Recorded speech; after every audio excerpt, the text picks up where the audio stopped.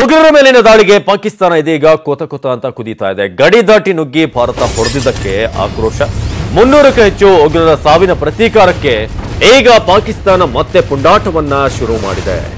ಗಡಿ ದಾಟಿ ಭಾರತ ನುಗ್ಗಿತು, ಜೊತೆಗೆ ಅವರು ಉಗ್ರರ ಕ್ಯಾಂಪ್ ಮೇಲೆ ದಾಳಿಯನ್ನು ನಡೆಸುವ ಅನ್ನೋದು ಆಕ್ರೋಶಕ್ಕೆ ನಾವು ಪ್ರತೀಕಾರ ಮಾಡೇ ಮಾಡ್ತೀವಿ, ರಿಟಾಲಿಯೇಷನ್ ಮಾಡೇ ಮಾಡ್ತೀವಿ ಅಂತ ಈಗ ಪಾಕಿಸ್ತಾನ ಹುಡುಕಿಸ್ತಾ ಇದೆ. ಗಡಿಯಲ್ಲಿ ಮತ್ತೆ ಬಾಲ ಬಿಸ್ತಿದೆ ಪಾಕ್ ಸೇನೆ. LOCಯಲ್ಲಿ ಪಾಕ್ ಸೈನಿಕರಿಂದ ನಿರಂತರ ಗುಂಡಿನ ದಾಳಿ ಆಗ್ತಿದೆ. ಜಮ್ಮು, ರಜೌರಿ, ಅದೇ ರೀತಿಯಾಗಿ ಪೂಂಚ್, ಅಖ್ನೂರ್ನಲ್ಲಿ ಈಗ ಫೈರಿಂಗ್ ಆಗ್ತಿರುವಂಥದ್ದು. ಹಾಗಾಗಿ ಪಾಕಿಸ್ತಾನ ಯಾಕೋ ಈ ಕಾನ್ಸೆಪ್ಟ್ನೇ ಅರ್ಥ ಮಾಡ್ಕೊಳ್ತಿಲ್ಲ ಅಂತ ಕಾಣಿಸುತ್ತೆ. ಯಾಕಂದ್ರೆ ನಮ್ಮ ಟಾರ್ಗೆಟ್ ಪಾಕಿಸ್ತಾನ ಅಲ್ಲ, ಪಾಕಿಸ್ತಾನದಲ್ಲಿ ಆಶ್ರಯ ಪಡೆದಿರುವಂತಹ ಅಥವಾ ಪಾಕಿಸ್ತಾನ ಪೋಷಿಸುತ್ತಿರುವಂತಹ ಉಗ್ರರು ಅನ್ನೋದು. ಮತ್ತೊಂದೆಡೆ ಉಗ್ರರು ಭದ್ರತಾ ಪಡೆಗಳ ನಡುವೆ ಕೂಡ ಫೈರಿಂಗ್ ಆಗಿದೆ ಅನ್ನೋದು ಮಾಹಿತಿ ಲಭ್ಯವಾಗ್ತಿರೋದು. ಮೆಮಂದರ್ ಪ್ರದೇಶದಲ್ಲಿ ಭಾರಿ ಗುಂಡಿನ ಚಕಮಕಿ ಆಗಿದೆ. ಉಗ್ರರನ್ನ ಸುತ್ತುವರೆದ ಭದ್ರತಾ ಪಡೆಗಳು ಈಗಾಗಲೇ ಕಾರ್ಯಾಚರಣೆಯಲ್ಲಿ ನಿರತವಾಗಿದ್ದಾವೆ. ಉಗ್ರರು ಮತ್ತು ಭದ್ರತಾ ಪಡೆಗಳ ಫೈರಿಂಗ್ ಆಗ್ತಿದೆ. ಅದೇ ರೀತಿಯಾಗಿ ಒಂದ್ ಕಡೆ ಸೇನೆ ಮತ್ತು ಭಾರತ ಸೇನೆ ಮತ್ತು ಪಾಕಿಸ್ತಾನ ಸೇನೆ ನಡುವೆ ಅಲ್ಲಿ ಗುಂಡಿನ ಚಕಮಕಿ ಆಗ್ತಿದೆ. ಒಂದ್ ಕಡೆ ಪಾಕಿಸ್ತಾನದ ಕಡೆಯಿಂದ ಒಂದು ರೀತಿಯಾಗಿ ಸಹೋದರರ ದಾಳಿ ರೀತಿಯಾಗಿ ಒಂದ್ ಕಡೆ ಉಗ್ರರು, ಇನ್ನೊಂದು ಕಡೆ ಪಾಕಿಸ್ತಾನ ಸೇನೆ ಭಾರತೀಯ ಸೇನೆಯ ವಿರುದ್ಧ ಇದೀಗ ಗುಂಡಿನ ಚಕಮಕಿಯಲ್ಲಿ ನಿರತವಾಗಿದೆ.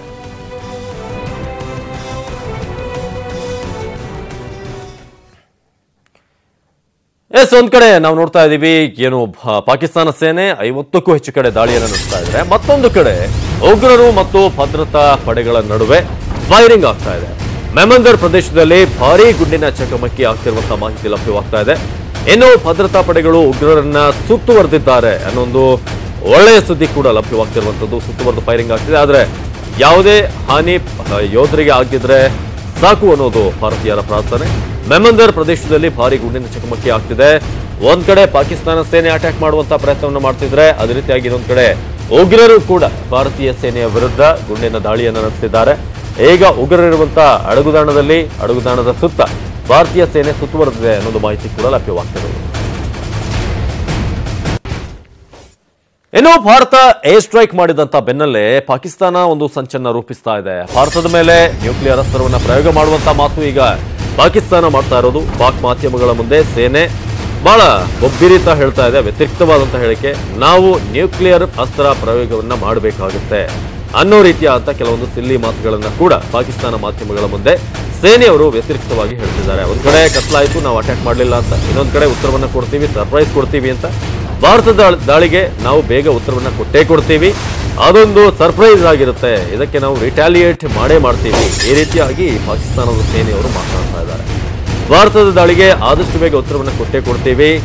ಆದ್ರೆ ಮತ್ತೊಮ್ಮೆ ರಿಪೀಟ್ ಮಾಡಿ ಹೇಳೋದಾದ್ರೆ ಪಾಕಿಸ್ತಾನಕ್ಕೆ ಇನ್ನೂ ಏನು ಉದ್ದೇಶ ಭಾರತದ್ದು ಅನ್ನೋದು ಅರ್ಥವಾಗಿಲ್ಲ ಅಂತ ಕಾಣಿಸುತ್ತೆ. ಭಾರತದ ಸೇನೆಯ ವಿರುದ್ಧ ನಾವು ದಾಳಿಯನ್ನು ನಡೆಸ್ತೀವಿ. ನಮ್ಮ ಟಾರ್ಗೆಟ್ ಪಾಕಿಸ್ತಾನದಲ್ಲಿರುವಂತಹ ಉಗ್ರರ ಆದ್ರೆ ಪಾಕಿಸ್ತಾನದ ಟಾರ್ಗೆಟ್ ಭಾರತದಲ್ಲಿರುವಂತಹ ಜನ ಜೊತೆಗೆ ಯೋಧರು ಅನ್ನೋದು. ಭಾರತದ ವಿರುದ್ಧ ಕೃತ್ಯಕ್ಕೆ ಸಂಚನ್ನ ರೂಪಿಸ್ತಾ ಇದೆ. ನಾವು ನ್ಯೂಕ್ಲಿಯರ್ ವೆಪನ್ ಅನ್ನ ಕೂಡ ಅಣ್ವಸ್ತ್ರ ದಾಳಿಯನ್ನ ಕೂಡ ಮಾಡಬೇಕಾಗಬಹುದು ಅನ್ನೋ ರೀತಿಯಾಗಿ ಹುಂಬತನದ ಹೇಳಿಕೆಯನ್ನ ಪಾಕಿಸ್ತಾನದ ಸೇನೆ ಕೊಡ್ತಾ ಇದೆ. You will never be able to surprise us. We have not been surprised. We were ready, we responded, we denied. मैंने कहा था कि we will retain the escalation ladder. We have that initiative in our hand. I said that we will surprise you. Wait for that surprise. I said that our response will be different. See it for yourself. The response will come. And response will come differently. We are a democracy. I said that two democracies, they do not fight. You have proved that you are not a democracy. You have chosen a path of war without knowing the consequences for the peace and stability in the region. We have fought for 15 years to bring peace and stability in the region. If you look at this option that we focus towards you, we are focusing. ಇನ್ನು ಭಾರತದ ವೈಮಾನಿಕ ದಾಳಿಗೆ ಪಾಕಿಸ್ತಾನ ಕಕ್ಕಾಬಿಕ್ಕಿಯಾಗಿದೆ. ಇನ್ನು ಪಾಕಿಸ್ತಾನ ಜಂಟಿ ಸಂಸತ್ ಅಧಿವೇಶನವನ್ನು ಕರೆದಿರುವುದು. ಮುಂದಿನ ಕ್ರಮ ಯಾವ ರೀತಿಯಾಗಿ ಕೈಗೊಳ್ಳಬೇಕು, ಏನ್ ಮಾಡಬೇಕು ಅನ್ನೋದ್ರ ಬಗ್ಗೆ ಪಾಕಿಸ್ತಾನ ಇದೀಗ ಚಿಂತಾಕ್ರಾಂತವಾಗಿದೆ. ಅದಕ್ಕೋಸ್ಕರ ಜಂಟಿ ಸಂಸತ್ ಅಧಿವೇಶನವನ್ನ ಕರೆಯಲಾಗಿದೆ. ಯಾವ ರೀತಿಯಾಗಿ ಮುನ್ನಡಿಬೇಕು, ಭಾರತಕ್ಕೆ ಯಾವ ರೀತಿಯಾದಂತಹ ಉತ್ತರವನ್ನು ಕೊಡಬೇಕು? ಈಗಾಗಲೇ ಯಾವುದೇ ರಾಷ್ಟ್ರಗಳು ಕೂಡ ಚೀನಾ ಕೂಡ ಸೇರಿದಂತೆ ಪಾಕಿಸ್ತಾನದಲ್ಲಿ ಆಗ್ತಿರುವಂತಹ ಕೆಲಸಗಳಿಗೆ ಅದೇ ರೀತಿಯಾಗಿ ನಿನ್ನೆಯ ದಾಳಿಗೆ ಯಾರೂ ಕೂಡ ಆಕ್ಷೇಪವನ್ನು ವ್ಯಕ್ತಪಡಿಸಿಲ್ಲ. ಆದರೆ ಪಾಕಿಸ್ತಾನಕ್ಕೆ ಈಗ ಉತ್ತರ ಕೊಡಲೇಬೇಕಾದಂತಹ ಪರಿಸ್ಥಿತಿ. ಒಂದ್ ಕಡೆ ಮುಜುಗರ, ಇನ್ನೊಂದು ಕಡೆ ಈ ರೀತಿಯಾಗಿ ಆಯ್ತಲ್ಲ ನಾವು ಉತ್ತರವನ್ನು ಕೊಡಬೇಕಲ್ಲ ಅನ್ನೋ ಒಂದು ಆಕ್ರೋಶ ಕೂಡ ಇದೆ. ಹಾಗಾಗಿ ಒಟ್ಟಾರೆಯಾಗಿ ಪಾಕಿಸ್ತಾನ ಒದ್ದಾಡ್ತಾ ಇದೆ, ಉತ್ತರವನ್ನು ಕೊಟ್ಟೇ ಕೊಡ್ತೀವಿ ಅಂತ. ನೀವು ಈಗಷ್ಟೇ ಮಾತನಾಡೋದನ್ನ ನೋಡಿದ್ರಿ. 15 ವರ್ಷಗಳಿಂದ ಶಾಂತಿಗಾಗಿ ಪಾಪ ಪ್ರಯತ್ನವನ್ನ ಮಾಡ್ತಿದ್ದಾರಂತೆ ಪಾಕಿಸ್ತಾನದವರು. ಆಗ್ತಾ ಇಲ್ಲ, ಭಾರತ ಅದಕ್ಕೆ ತೊಂದರೆ ಕೊಡ್ತಿದೆ ಅನ್ನೋದು ಮಾತನ್ನ ಹೇಳ್ತಿದ್ದಾರೆ. ಜಂಟಿ ಸಂಸತ್ ಅಧಿವೇಶನ ಈಗಾಗಲೇ ಇಮ್ರಾನ್ ಖಾನ್ ಅವರು ಕರೆದಿರುವಂತದ್ದು. ಪಾಕಿಸ್ತಾನ ಆ ಒಂದು ಅಧಿವೇಶನದಲ್ಲಿ ಸಾಕಷ್ಟು ಚರ್ಚೆಯನ್ನು ನಡೆಸೋದಕ್ಕೆ ಯೋಚಿಸ್ತಾ ಇದೆ.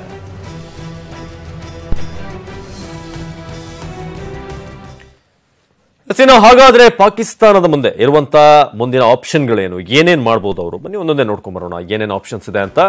ಮೊದಲನೇದಾಗಿ ಯುದ್ಧ ಘೋಷಿಸುವಂತಹ ಸಾಧ್ಯತೆ ಇದೆ. ಆದ್ರೆ ಭಾರತ ಉಗ್ರರ ಮೇಲೆ ದಾಳಿಯನ್ನ ನಡೆಸಿದೆ ಅಂತ ಹೇಳಿದೆ. ಹಾಗಾಗಿ ಇದು ಒಂದು ರೀತಿಯಾಗಿ ಸೆಟ್ ಬ್ಯಾಕ್ ಪಾಕಿಸ್ತಾನಕ್ಕೆ. ಇನ್ನು ಪರೋಕ್ಷ ಯುದ್ಧಕ್ಕೆ ಪ್ರಯತ್ನವನ್ನು ಮಾಡಬಹುದು, ಗಡಿಯೊಳಗೆ ಉಗ್ರರನ್ನ ನುಸುಳಿಸಬಹುದು. ಏನು ಪುಲ್ವಾಮಾದಲ್ಲಿ ಆಯ್ತಲ್ಲ, ಅದೇ ರೀತಿಯಾಗಿ ಬಾಂಬೆಯಲ್ಲಿ ಏನಾಯ್ತು 26/11ಕ್ಕೆ ಆ ರೀತಿಯಾಗಿ ಮಾಡಬಹುದು. ಇನ್ನು ವಿಧ್ವಂಸಕ ಕೃತ್ಯ ಭಾರತವನ್ನು ಇನ್ನಷ್ಟು ಕೆಣಕುವಂತ ಪ್ರಯತ್ನ, ಅದು ಸಾಮಾನ್ಯ ಪಾಕಿಸ್ತಾನದ ಬುದ್ಧಿಯೇ ಇದೆ, ಅದರಲ್ಲಿ ಏನು ಸರ್ಪ್ರೈಸ್ ಇಲ್ಲ. ಎಲೆಕ್ಷನ್ಗೆ ತೊಂದರೆ ಕೊಡಬಹುದು, ಲೋಕಸಭಾ ಎಲೆಕ್ಷನ್ಗೆ ತೊಂದರೆ ಕೊಡುವಂತ ಚಾನ್ಸಸ್ ಇದೆ. ರಾಜತಾಂತ್ರಿಕ ಮೊರೆ, ಭಾರತ ಗಡಿ ದಾಟಿ ಬಂದಿದೆ ಅಂತ ಅವಲತ್ಕೊಳ್ಬಹುದು ಎಲ್ಲಾದ್ರೂ ಹೋಗಿ ವಿಶ್ವಸಂಸ್ಥೆಯ ಮುಂದೆ ಅಥವಾ ಬೇರೆ ರಾಷ್ಟ್ರಗಳ ಮುಂದೆ. ಈ ಎಲ್ಲ ಆಪ್ಷನ್ಸ್ಗಳು ಪಾಕಿಸ್ತಾನಕ್ಕೆ ಇದೆ.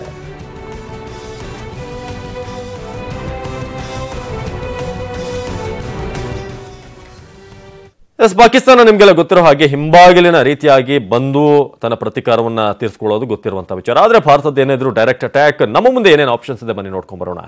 ಸೇನೆಯಿಂದ ಮತ್ತಷ್ಟು ಒಂದು ಪ್ರತೀಕಾರದ ಚಾನ್ಸಸ್ ಇದೆ. ಭಾರತಕ್ಕೆ ಇರುವಂತಹ ಆಪ್ಷನ್ಸ್ಗಳಿದು. ಸೇನೆಯಿಂದ ಮತ್ತಷ್ಟು ಪ್ರತೀಕಾರ, ಜೈಷ್ ಸಂಘಟನೆಯನ್ನು ಸರ್ವನಾಶ ಮಾಡಬೇಕಾದಂಥದ್ದು. ಪಾಕಿಸ್ತಾನ ಸಂಭಾವ್ಯ ಪ್ರತಿದಾಳಿ ಹತ್ತಿಕ್ಕೋಕೆ, ಪಾಕಿಸ್ತಾನದ ಅಟ್ಯಾಕ್ ಅನ್ನು ಹತ್ತಿಕ್ಕೋಕೆ ಇನ್ನಷ್ಟು ಪ್ರಿಪರೇಷನ್. ಯುದ್ಧಕ್ಕೆ ರೆಡಿ ಪಾಕಿಸ್ತಾನ. ಯುದ್ಧ ಅಂತ ಹೇಳಿದ್ರೆ ಅದಕ್ಕೂ ಕೂಡ ತಯಾರಿ ಅಂತ ಹೇಳೋದು. ರಾಜತಾಂತ್ರಿಕ ಹೋರಾಟ, ಪಾಕ್ ಅಲ್ಲ ಉಗ್ರರು ನಮ್ಮ ಟಾರ್ಗೆಟ್ ಅಂತ ವಿಶ್ವದ ಮುಂದೆ ವಿಚಾರವನ್ನು ತಿಳಿಸೋದು. ಈ ಎಲ್ಲ ಆಪ್ಷನ್ಗಳು ನೇರ ಮಾರ್ಗದಲ್ಲಿ, ಸತ್ಯದ ಮಾರ್ಗದಲ್ಲಿ ಭಾರತ ನಡೆಸುವಂತ ಎಲ್ಲ ಒಂದು ಸಾಧ್ಯತೆ ಇದೆ. ಇದು ಭಾರತದ ಮುಂದಿರುವಂತಹ ಮುಂದಿನ ಆಪ್ಷನ್ಗಳು. ಇನ್ನು ಬಂಡೀಪುರ ಅಭಯಾರಣ್ಯದಲ್ಲಿ ಬೆಂಕಿ ಹತೋಟಿಗೆ ಬಂದಿದೆ. ನಿಜಕ್ಕೂ ಒಂದು ರೀತಿಯಾಗಿ ಸಮಾಧಾನದ ಸುದ್ದಿ ಅಂತ ಹೇಳ್ಬೋದು ಇದು. ಬಂಡೀಪುರದಲ್ಲಿ ಇಂದು ಸಿಎಂ ವೈಮಾನಿಕ ಸಮೀಕ್ಷೆಯನ್ನ ನಡೆಸ್ತಾರೆ. ಸಾಕಷ್ಟು ಒಂದು ಹಾನಿಯಾಗಿತ್ತು, ಸಾವಿರಾರು ಎಕರೆ ಬೆಂಕಿಗೆ ಆಹುತಿಯಾಗಿತ್ತು, ಬಹಳ ಅಮೂಲ್ಯವಾದಂತಹ ಸಸ್ಯ ಸಂಪತ್ತು ನಾಶ ಆಗಿತ್ತು. ಆದರೆ ಒಂದು ಸಮಾಧಾನದ ವಿಚಾರ, ನಿನ್ನೆ ಬೆಂಕಿ ಸಂಪೂರ್ಣವಾಗಿ ಹತೋಟಿಗೆ ಬಂದಿದೆ. ಬೆಂಕಿ ಬಿದ್ದಿರುವಂತಹ ಕರಡಿಕಲ್ಲು, ಗೋಪಾಲಸ್ವಾಮಿ ಬೆಟ್ಟ ಸೇರಿ ವೈಮಾನಿಕ ಸಮೀಕ್ಷೆ ಆಗುತ್ತೆ.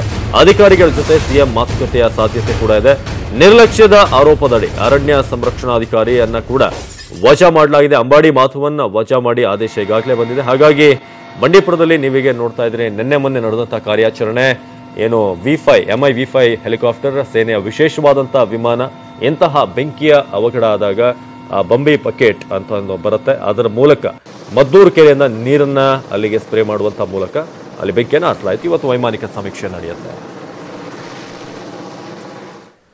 ಮಂಡ್ಯ ಜಿಲ್ಲೆಗೆ ಸಿಎಂ ಕುಮಾರಸ್ವಾಮಿ ಇವತ್ತು ಭೇಟಿ ನೀಡ್ತಾರೆ. ಬರೋಬ್ಬರಿ 5,000 ಕೋಟಿ ರೂಪಾಯಿಯ ಗಿಫ್ಟ್ ಅನ್ನ ಕೊಡ್ತಾ ಇದ್ದಾರೆ. 5,000 ಕೋಟಿ ಮೊತ್ತದ ವಿವಿಧ ಕಾಮಗಾರಿಗಳಿಗೆ ಸಿಎಂ ಕುಮಾರಸ್ವಾಮಿ ಚಾಲನೆಯನ್ನ ಕೊಡಲಿದ್ದಾರೆ. ಮಂಡ್ಯದ ಬಾಲಕರ ಮಹಾವಿದ್ಯಾಲಯ ಕಾಲೇಜಿನ ಆವರಣದಲ್ಲಿ ಕಾರ್ಯಕ್ರಮವನ್ನು ಆಯೋಜಿಸಲಾಗಿದೆ. ಕಾರ್ಯಕ್ರಮಕ್ಕೆ 2 ಲಕ್ಷಕ್ಕೂ ಹೆಚ್ಚು ಜನರನ್ನ ಸೇರಿಸುವಂತೆ ಜಿಲ್ಲೆಯ ಶಾಸಕರಿಗೆ ಸಿಎಂ ಅವರು ಸೂಚನೆ ಕೊಟ್ಟಿದ್ದಾರಂತೆ. ಜಿಲ್ಲೆಯ ಪ್ರತಿ ಗ್ರಾಮಕ್ಕೂ ಕೂಡ KSRT ಬಸ್ ಅನ್ನ ಕಳಿಸಿ 1,000ಕ್ಕೂ ಹೆಚ್ಚು ಬಸ್ಗಳನ್ನ ಬಿಡಲಾಗಿದೆ. ಮಗ ನಿಖಿಲ್ರನ್ನ ಲೋಕಸಭೆಗೆ ಮಂಡ್ಯದಿಂದ ಕಣಕ್ಕಿಳಿಸುವ ಹಿನ್ನೆಲೆಯಲ್ಲಿ ಮಂಡ್ಯಕ್ಕೆ ಸಿಎಂ ಭರಪೂರ ಕೊಡುಗೆಯನ್ನು ಕೊಡ್ತಿದ್ದಾರೆ ಅಂತ ಹೇಳಲಾಗ್ತಿದೆ.